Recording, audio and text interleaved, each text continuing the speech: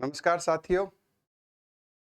हमने इस व्याकरण की कक्षा में अपनी पिछली कक्षा में व्यंजन संधि से जुड़े हुए त व द के संपूर्ण नियमों का ज्ञान किया था और उनसे जुड़े हुए अलग अलग उदाहरणों को हमने वर्गीकृत करते हुए उनकी पहचान की थी। क्षमा प्रार्थी हूं। उसके अंतर्गत हमने देखा था कि द्वितीय वर्ण अधिकांशतः आए थे।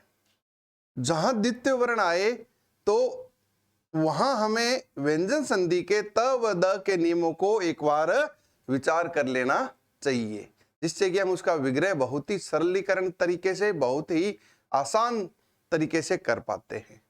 इसी व्यंजन संधि के क्रम को आगे बढ़ाते हुए आज हम उससे जुड़े हुए अन्य कई नियमों का वर्गीकृत करते हुए उनके उदाहरणों के साथ उसका अध्ययन करने जा रहे हैं। तो आज की कक्षा में आप पूर्ण मनोयोग और पूर्ण तल्लीनता के साथ मेरे साथ जुड़े रहिए और हम संधि व्यंजन संधि से जुड़ी हुई तथ्यों को आपके सामने प्रस्तुत करने का बहुत ही आसान तरीके से प्रयास कर रहे हैं। तो आइए साथियों, चलते हैं हम व्यंजन संधि की ओर। संधि के तहत हमने अब तक त द के बाद जो तथ्य हमारे सामने आ रहा है वो है कि कोई भी स्वर हो। क्या हो? कोई भी स्वर हो।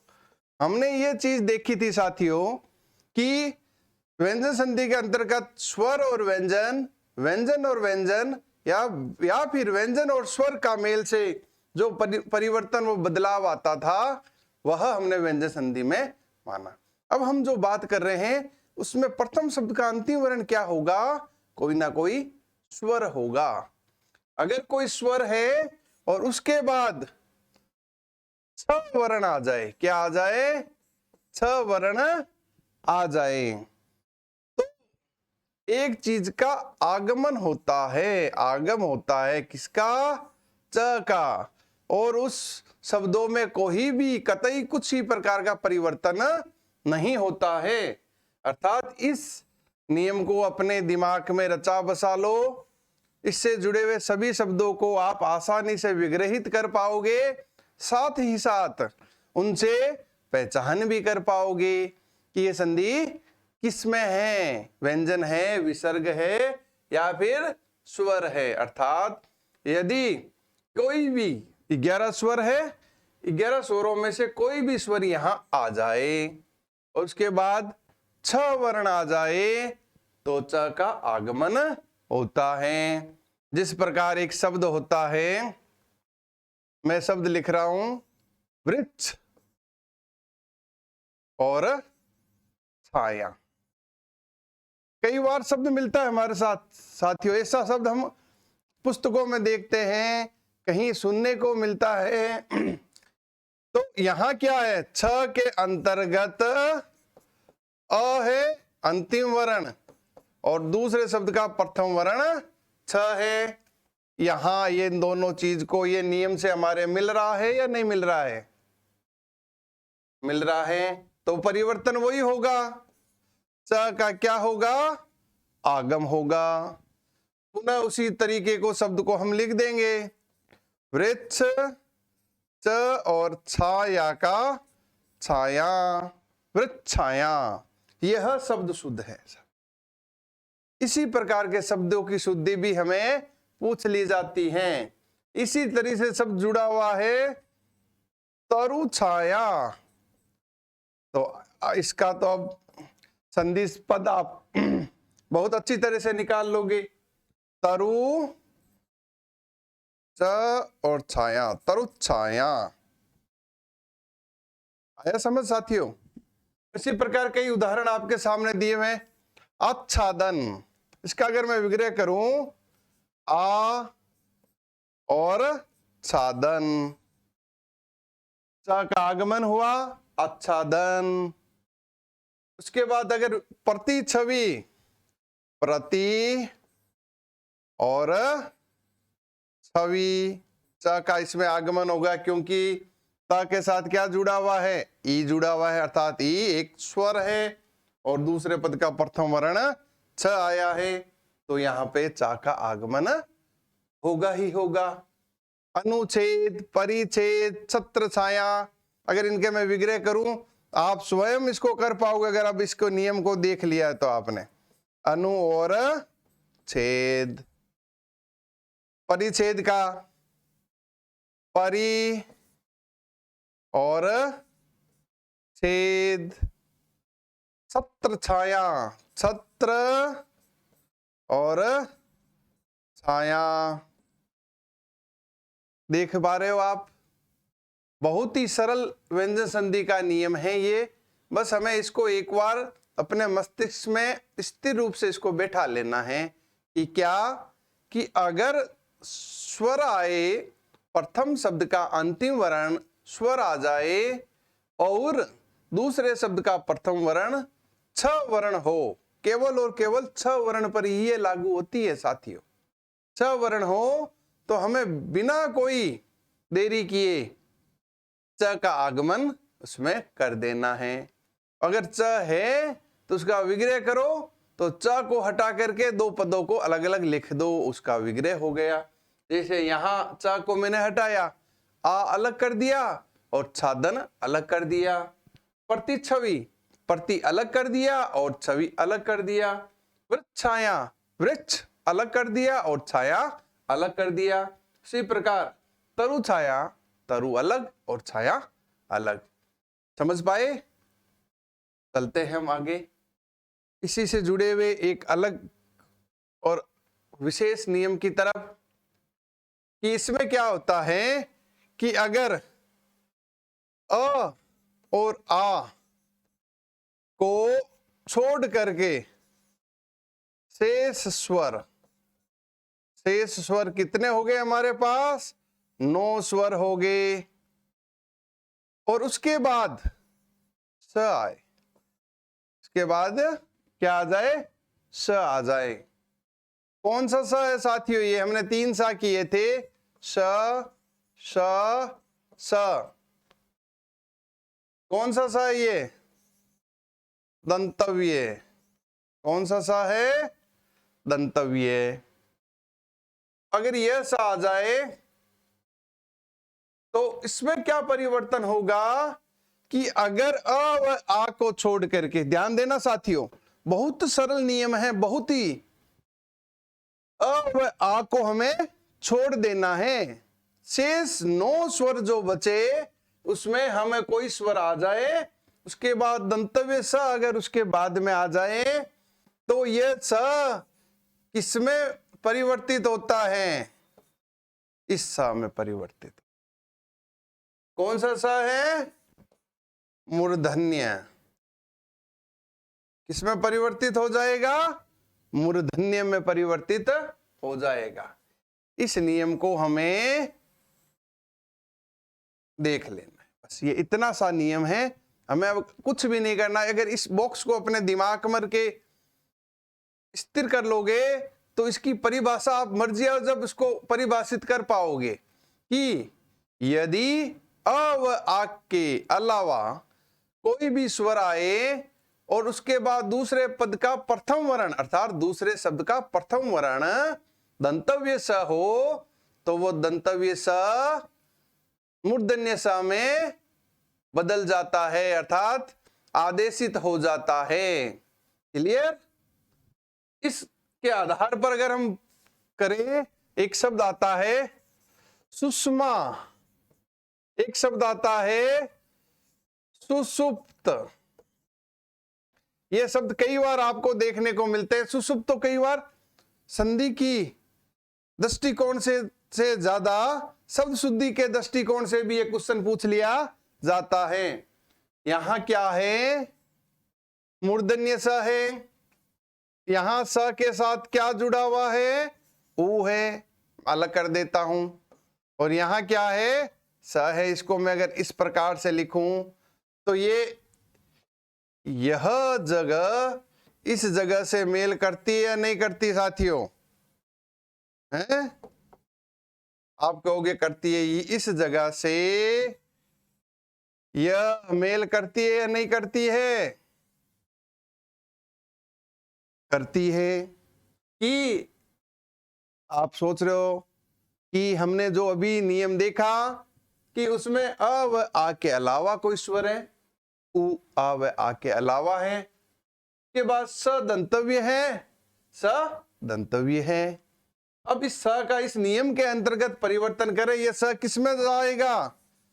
स में चला जाएगा। तो वापस सु जो परिवर्तन हो व और मा, सुषमा। इसी प्रकार सु और सुप्त, सु और सुप्त, सुषुप्त। ये स किस में बदल गया? स में, और हमने उ की मात्रा इसमें लगा दी। समझ पा रहे हो साथियों? ये दो शब्दों से हमने इस नियम को पूर्ण तरीके से समझ लिया और अवबोध भी कर लिया। अब कई उदाहरण है, उसको हम कर सकते हैं आराम से। अभी से एक शब्द आता है, अभी, और इस स को हम किस में बदल देंगे? इसमें। किसमें बदल देंगे? दंतव्य में। बस ये ध्यान रखना है आपको, इस प्रकार के शब्दों में सदैव मूर्धन्य से आएगा जब वो संधि पद में मौजूद होंगे। अगर वो संधि पद में मौजूद हैं और उसमें मूर्धन्य स है तो उसका विग्रह करो, तो मूर्धन्य की जगह दंतव्य ले आओ और जैसा है वैसा उसको विग्रहित कर दो। सरल सा व्यंजन संधि का नियम है। उसके बाद निषिद्ध, नी और सिद्ध, नी और सिद्ध। आया समझ? ये सिद्ध शब्द भी देखो आप, एक संधि के तहत बंध रहा है या नहीं बंध रहा है? मेरी क्लास जहां मैंने पूर्वी कक्षाओं में इसके बारे में आपको बताया था, जहां द्वितीय वर्ण के बारे में आपको बताया, अगर आप विस्मृति के स्तर पर हो तो मेरी पिछली कक्षा को जरूर देखें कि सिद्ध शब्द का, जैसे मैंने बुद्ध शब्द का, युद्ध शब्द का वर्गीकरण करते हुए आपको बताया था, उसके साथ मैंने द्वितीय वर्ण और संयुक्त वर्ण की चर्चा भी वहां मैंने की थी। और मैंने आपको यह भी बताया, किसी भी वर्ग के दूसरे व चौथे वर्ण से संयुक्त या द्वितीय वर्ण नहीं बनता है। वो उसी प्रकार का उदाहरण है। यहां भी संधि और यहां भी संधि है। अभी हम इस संधि को देख रहे हैं। अगर सिद्ध को करें, सी, ध और ध, यहां क्या आ गया? चौथा वर्ण। और यहां क्या है? तीसरे या चौथा में से कोई हो। चौथा और चौथा क्या होता है? द्वित्व नहीं बनता है साथियों। तो हमने इस द को किस में कह दिया? द में आदेशित कर दिया था। द हलन था और ध पूरा था, तो हम इस प्रकार की भी लिख सकते हैं। और अगर इस प्रकार से लिखना चाहे तो इस प्रकार भी लिख सकते हैं। अपनी कक्षाओं में एक विशेष ध्यान रखना, हम पढ़ते पढ़ते साथ में पूर्व के ज्ञान को भी आगे कक्षाओं में स्मरण करते जा रहे हैं, जिससे कि हमारा पूर्व में पढ़ी गई तथ्य और ज्ञान को हम पुनः रिकवर कर ले, नए शब्दों के साथ रिकवर कर ले। और अगर अभी ये सिद्ध शब्द का वर्गीकरण आप नहीं समझ पाए हो तो मेरा आपसे पुनः अनुरोध रहेगा कि आप पिछली जो कक्षा है मेरी उसको जरूर देखें। उसमें इन सभी प्रश्नों का जवाब आपको निश्चित रूप से मिलेगा। और जो साथी अब मेरे से जुड़े हैं, इसी कक्षा में मेरे साथ जुड़े हैं, तो उनसे मैं पुनः निवेदन करूंगा कि वो मेरी प्रथम कक्षा से अब तक की जो जितनी भी कक्षाएं हैं उनको जरूर देखें। तो यह कक्षा आपको बहुत ही सरल और बहुत ही अच्छी व सार्थक प्रतीत होगी। निषिद्ध का हमने किया, स किसमें चला गया? नी, सी, ध, निषिद्ध। विषम, वी और सम। निसंग, नी और संग। निष्ठुर, नी, साथ में क्या है? स्ठुर, निष्ठुर। हमें सिर्फ स को जो मूर्धन्य है उसको दंतव्य में बदलना, इतना सा ही करना है। और अगर विग्रह में दंतव्य आ गया तो उसको मूर्धन्य में आदेशित करके उन पदों को साथ मिला के लिख देना है, वहां व्यंजन संधि हो जाएगी। एक शब्द और आता है आपके विशेष, विशेष शब्द आता है। एक शब्द आता है विसर्ग,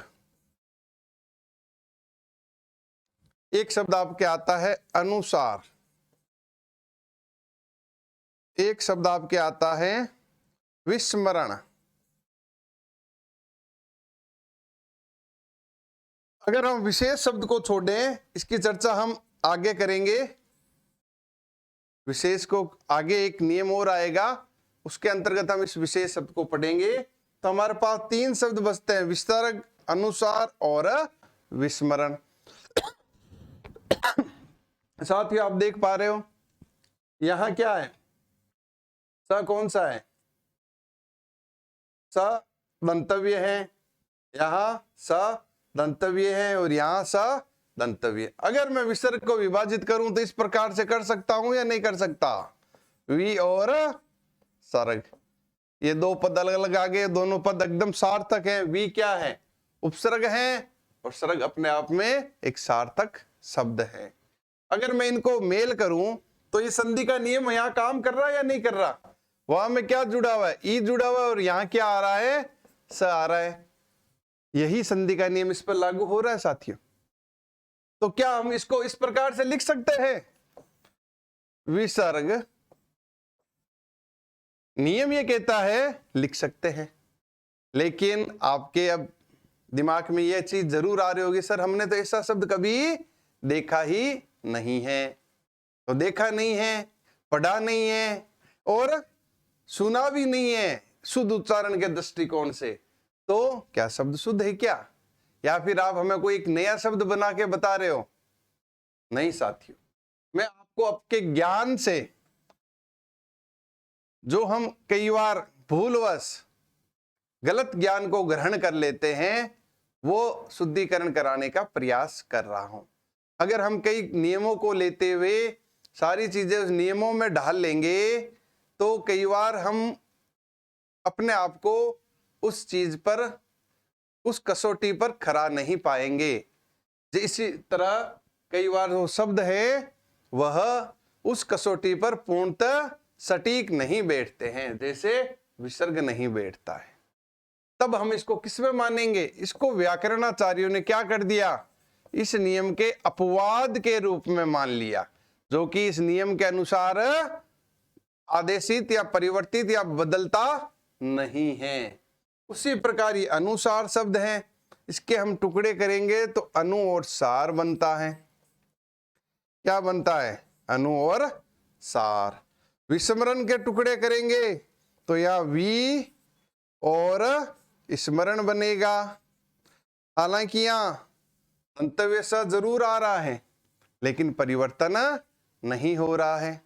ये 3 शब्द आप विशेष ध्यान रखना, ये कई बार पूछ भी लिए जाते हैं। तब यहाँ परिवर्तन नहीं हो रहा तो सर हम उसको क्या माने जी, इसे हम वही मानेंगे जो हमने पिछले कक्षा में चर्चा की, अर्थात ये संयोग है, यहाँ संधि नहीं है। कई अपवाद आ जाते हैं, जैसे हमने स्वर संधि के अंतर्गत भी अपवाद देखे थे, यहाँ भी देखे। मैंने पिछली कक्षा में एक आपको कुछ निरूपाय निरुद्देश्य शब्दों के माध्यम से जहां संयोग होता है वो भी आपको बताया था।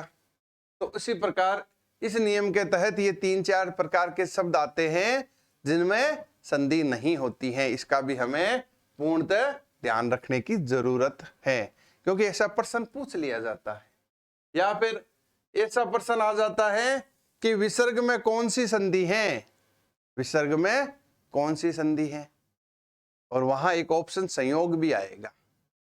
तो हमें बिना कोई के किसी संधि की तरफ ध्यान दिए हुए उस पर संयोग का ही टिक करना है या संयोग के ही विकल्प का चयन करना है। तो आया साथियों, हम इसको एक बार पुनः देख लेते हैं कि यदि अब आ के अलावा कोई भी स्वर आए और उसके बाद स जो दंतव्य वो आए, तो दंतव्य मूर्धन्य श में आदेशित हो जाता है। इस काफी उदाहरण हमने देखे और आपसे यह भी अनुरोध रहेगा कि आप इससे जुड़े हुए और उदाहरणों को देखें, उनका विग्रह करें और इस संधि की पहचान करने की कोशिश करें। चलें आगे। अब एक चीज आती है हमारे पास कि यदि स अभी हमने चर्चा की थी, मूर्धन्य स आ जाए, क्या आ जाए? मूर्धन्य स आ जाए। इसके बाद दूसरे पद का अर्थात दूसरे शब्द का प्रथम वर्ण त, थ या न आ जाए। क्या आ जाए? त, थ और न आ जाए, या फिर द, ध ये भी आ जाए। अर्थात इसे हम क्या कहते हैं? दंतव्य,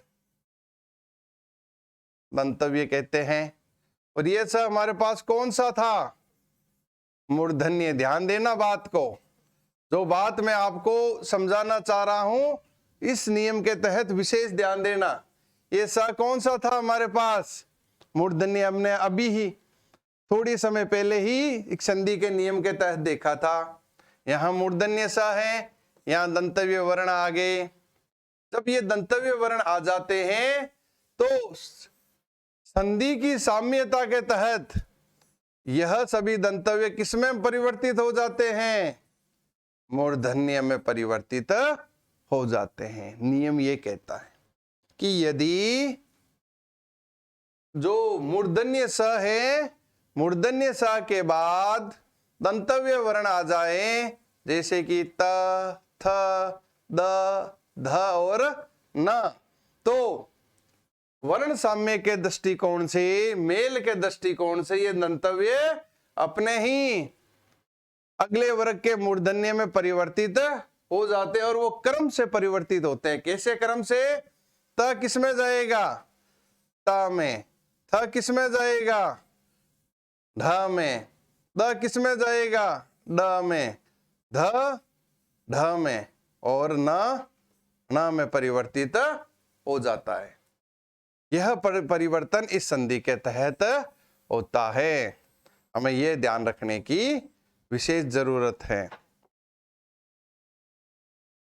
अर्थात स मूर्धन्य के बाद कोई दंतव्य वर्ण आए, त, थ, द, ध और न, तो वह दंतव्य मूर्धन्य में कर्म से परिवर्तित होते हैं। अर्थात कर्म से का मतलब अगर त आया तो वहां ट होगा, थ आया तो ड होगा, ढ, और द आया तो ड, और ध आया तो ढ, और न आया तो न में परिवर्तित होगा। एक शब्द आता है सृष्टि। क्या आता है? सृष्टि। एक शब्द आता है वृष्टि। आता है शब्द, ये हमने सृष्टि, वृष्टि, दृष्टि, ये शब्द उच्चारण साम्य के शब्द हैं, हम कई बार पढ़ते हुए हो रहे। दृष्टि है, वृष्टि है और सृष्टि शब्द है। अगर ये आए तो ये क्या इस नियम पर आ रहे हैं? क्या हम विग्रह करके देखते हैं। देखो, सरस और अब मैंने लिख दिया ती। क्या लिख दिया? ती। यहां क्या है? स है क्योंकि मूर्धन्य है, और यहां क्या है? ता है, ता में ई जुड़ा हुआ है। यहां ये दो वर्ण आ रहे, हमारे जो नियम कहता है उसके तहत क्या है? स आ रहा है और दंतव्य ता भी आ रहा है साथियों। तो हमने इसको क्या परिवर्तित किया? स को तो स रखा, और ता जो इसके क्रम में ये वर्गीय व्यंजन का प्रथम वर्ण है त दंतव्य में, तो हम मूर्धन्य का प्रथम क्या होगा? ट। इसको किस में परिवर्तित कर देंगे? ट में।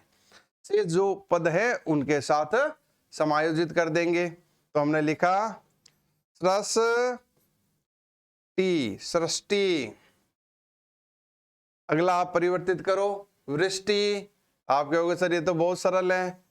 वृष और ती, वृष्टि। क्लियर? दृष्टि, दृष्टि का है दृश्य और ती। दृष्टि। आपने इस कक्षा के पहले कभी दृष्टि और सृष्टि और वृष्टि को वर्गीकृत किया क्या? विचार कीजिए। यही इस व्याकरण की कक्षा की एक खूबी है। यहाँ ऐसे ऐसे शब्द आपके सामने प्रस्तुत किए जाते हैं जो हमने कभी संधि के दृष्टिकोण से देखा व पढ़ा नहीं था। साथ ही साथ मैं आपको जब आगे के प्रकरण करवाऊंगा, आगे के अध्याय करवाऊंगा, उसी में भी इसी प्रकार से नवीन जानकारी आपके सामने लाने की कोशिश करूंगा कि आप नए नए चीजों से परिचित हो। व्याकरण हम पढ़ते हैं, व्याकरण की असंख्य बुक हमारे पास है साथियों। आपने भी पढ़ा है, मैंने भी पढ़ा है, और तरह तरह की मार्केट में पाठ्य पुस्तकें, उससे जुड़े अभ्यास प्रश्न खूब मिलते हैं।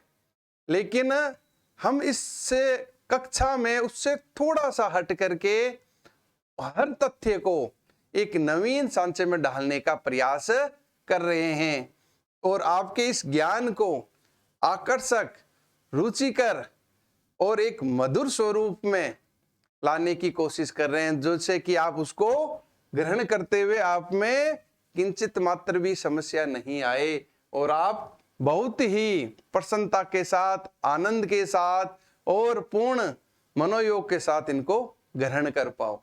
इसलिए हम आपके सामने ये छोटे छोटे तथ्य, छोटे छोटे शब्द ला करके उसका विभाजन करने की कोशिश करते हैं।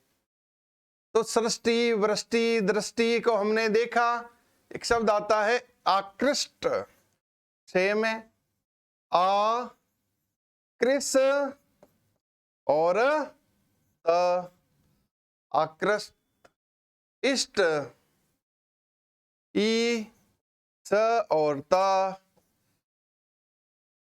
एक आता है शब्द दुष्ट, उसका भी कर सकते हो, निष्ठा, नी, स। अब देखो यहाँ ठ है, ठ बदला दूसरे वर्ण में, तो यहाँ दंतव्य का दूसरा कौन सा है? थ, ये लिखना है हमें, था, निस और था। आया साथियों? ये बस यह चीज ध्यान रखनी है हमें, दूसरे शब्द का प्रथम वर्ण जिस क्रम में है उसी क्रम में हमें दंतव्य या मूर्धन्य में परिवर्तित करना है। अगर संधि पद है और इसमें अगर दूसरा वर्ण आया है तो हमें विग्रह करते हुए दंतव्य का दूसरा वर्ण वर्ग का लिख देना है। अगला शब्द आता है हमारे कृष्ण, न है कृष और न, विष्णु, विष और नु, विष्णु। आया समझ? इस नियम को थोड़ा और विशेष ध्यान से दो। थोड़ा परिवर्तन के दृष्टिकोण से 5-6 तरीके परिवर्तन होते हैं। अगर इस नियम को मुझे और बड़ा कराना होता तो मैं स के साथ ता का योग, स के साथ थ का योग, स के साथ द का योग, स के साथ ना का योग करा के भी कर सकता था। लेकिन अगर उतना कराता तो हमारे मन में द्वंद्व शुरू हो जाता साथियों। इसलिए मैंने इसको एक छोटे से नियम के अंतर्गत बांधने की कोशिश की है। हालांकि मैंने आपको त व द के नियमों को 5-6 भागों में करवाया था, लेकिन वहां मेरी मजबूरी थी, उनको एक साथ मैं नहीं करवा पा रहा था क्योंकि उसमें परिवर्तन अलग अलग तरीके से किए जा रहे थे। लेकिन इसको हम एक सूत्र में बांध सकते थे, तो आपके सामने बांध करके हमने प्रस्तुत करने का यह एक अभिनव प्रयास किया है। तो इससे जुड़े हुए ये उदाहरण हमने देखे, आपको समझ आया होगा। इन उदाहरणों के साथ इन नियमों को आपने समझा है और अवबोध भी किया है। इसका आप स्क्रीनशॉट ले लीजिए, फिर हम अपनी अगली कक्षा में इससे जुड़े हुए और तथ्यों को करेंगे। लीजिए साथियों।